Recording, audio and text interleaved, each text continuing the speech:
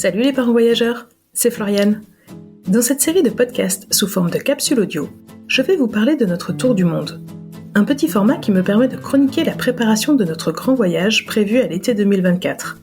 Vous saurez tout de la préparation d'un tel projet, les différentes étapes par lesquelles on passe, les doutes, les galères, les questions. L'idée est de lever le voile sur les coulisses d'un tour du monde en famille et de partager notre expérience. Venez, je vous emmène. Salut les parents voyageurs! Avant de commencer cette nouvelle capsule, je voulais vous remercier pour vos retours sur le dernier épisode. J'ai l'impression que mon problème de cheveux vous a bien fait rire, et même si elle n'est pas tout à fait résolue, vos réponses m'ont bien fait marrer aussi. Nouveau sujet pour aujourd'hui, celui de l'implication des enfants dans un projet de tour du monde. Il y a quelque temps, on a reçu sur Parents Voyageurs une question d'un papa qui se demandait comment préparer son enfant à un long voyage. Ce n'est pas facile pour nous de répondre à ce genre de questions parce que ça dépend de plein de choses. L'âge de l'enfant, de son plaisir à découvrir des nouvelles choses, des nouveaux endroits et de nouvelles personnes. Ça dépend du projet, bien sûr, dans combien de temps est prévu le départ, etc. Et jusqu'à présent, nous n'avions jamais été nous-mêmes confrontés à cette situation. Mais cette question m'a permis de réfléchir à l'expérience que nous sommes en train de vivre. Oui, je dis bien en train, parce que même si le départ est encore dans longtemps, toute la phase de préparation est déjà une expérience en soi. Et dans notre cas, cette phase sera même assez longue. Je me suis donc posé la question de l'implication de nos enfants dans notre projet. Nos deux garçons ont 8 et 10 ans, et ils ont toujours voyagé avec nous. Du plus petit voyage pour aller voir la famille quand on habitait en Belgique, à notre plus long voyage de 2 mois en Océanie. Voyage depuis lequel je parle d'un tour du monde d'ailleurs. Alors forcément, dans une famille comme la nôtre, l'implication des enfants dans le projet est un peu différente que dans une famille qui n'aurait pas trop l'habitude de voyager, ou dans une famille qui aurait des enfants plus jeunes, par exemple. Je pense que nos enfants, à l'âge qu'ils ont un petit peu conscience de ce qu'une année représente. Ils projettent cela sur une année scolaire et ils se rendent compte que ce sera un long voyage. Mais en même temps, que cela va sans doute passer assez vite, de la même manière que leur dernière année d'école de leur propre aveu est passée super vite. La vie en voyage avec papa et maman, ils savent aussi ce que ça veut dire. Des pique-niques à gogo, des logements pas toujours au top, des visites, beaucoup de visites. Ils aiment cela autant qu'ils aiment le confort de leur chambre et leur routine à l'école, au sport et avec les copains. Tout cela mélangé fait qu'ils ne savent pas toujours quoi répondre quand on leur demande s'ils sont contents de partir en tour du monde. Et c'est là que la préparation est importante. C'est là que tous les échanges qu'on va pouvoir avoir avec eux sur le sujet pendant les mois qui viennent prennent tout leur sens. Je tiens à préciser que ce que je partage ici n'est pas le fruit de longues recherches sur le sujet, c'est simplement le fruit de ma réflexion. C'est un témoignage personnel qui n'a pas vocation à être une vérité absolue. Pour les enfants, donc, j'ai décidé de les impliquer le plus possible dans la phase de préparation. Parce qu'ils sont assez grands, parce qu'ils savent ce que c'est de voyager avec nous, parce qu'ils sont déjà assez curieux sur le sujet, sur leurs envies de découvrir. Donc j'ai envie à la fois qu'ils nous alimentent et aussi qu'ils puissent se préparer psychologiquement.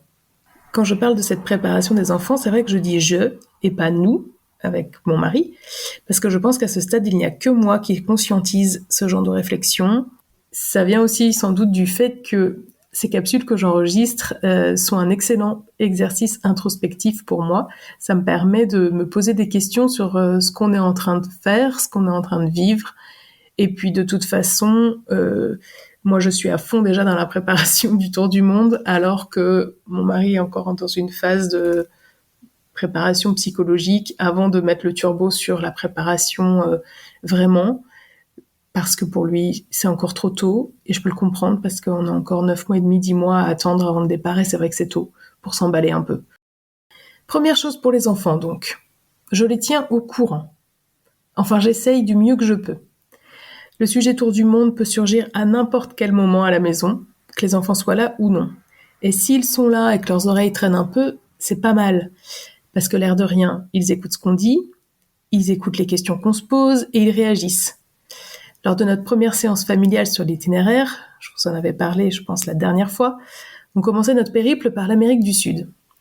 En échangeant avec d'autres voyageurs, en relisant des tas de choses, j'ai finalement retenté un itinéraire qui partirait plutôt vers l'Afrique puis l'Asie. Et bien évidemment, j'ai changé des choses en cours de route. Il y a des pays qui ont disparu du trajet, tandis que d'autres ont apparu.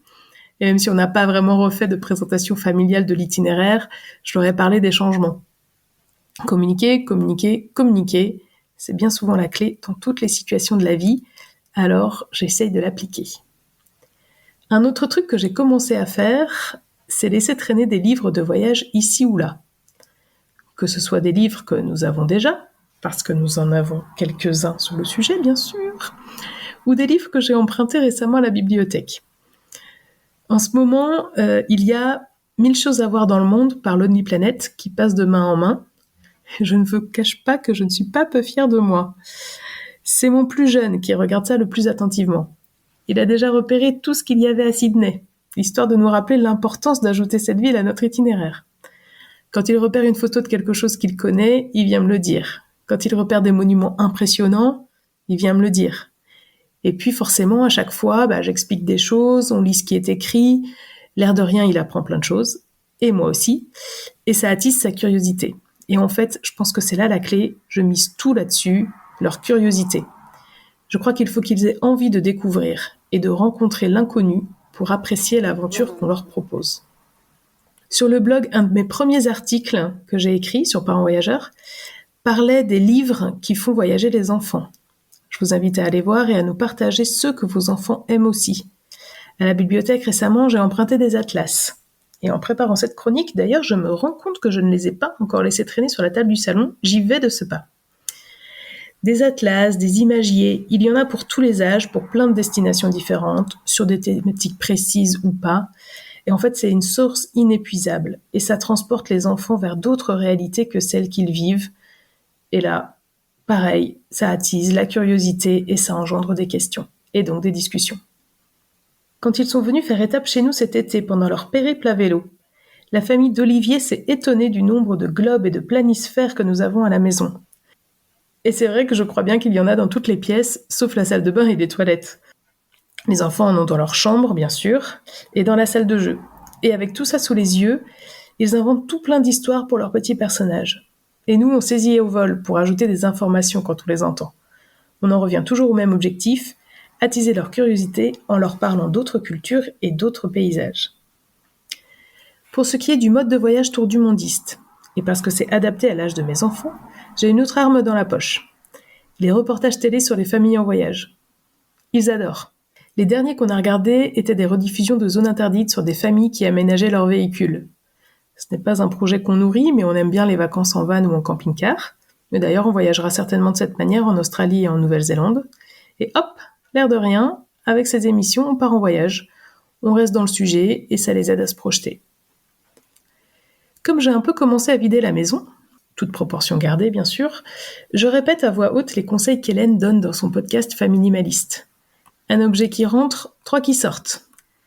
Et tout doucement, j'explique aux enfants que pendant 1 an, il faudra faire avec beaucoup moins qu'à la maison. Et que ça va très bien se passer. Je crois que c'est finalement l'un des plus gros défis qui nous attendent. La préparation psychologique des enfants à se séparer de tout leur petit bazar de leur chambre. Et pour ça, les 10 mois restants ne seront pas de trop.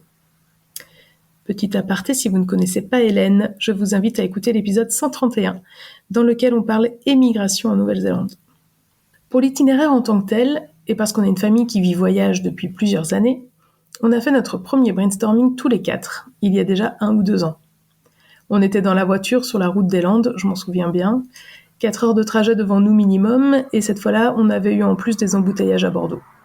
Pour passer le temps, j'avais sorti un petit carnet, un stylo, et j'avais demandé « Qu'est-ce que vous aimeriez voir dans le monde ?» À nous 4, on a fait une liste géante. On est parti dans tous les sens, de Petra aux orang-outans de Sumatra, en passant par un match de NBA à New York. Autant vous dire que la liste était variée. Mais c'était un super point de départ pour commencer à rêver à 4. Bref, comme vous le voyez, j'ai l'intention de faire des petites choses simples tout au long de l'année. Le défi pour moi sera de penser à intégrer tout le monde à toutes mes idées. Vu que chaque jour passé à travailler pour Parents Voyageurs me fait cogiter sur le sujet, il faut que je pense à débriefer tout le monde le soir. Communiquer, communiquer, communiquer. Et tout le monde sera prêt pour le grand départ et pour vivre cette aventure à fond.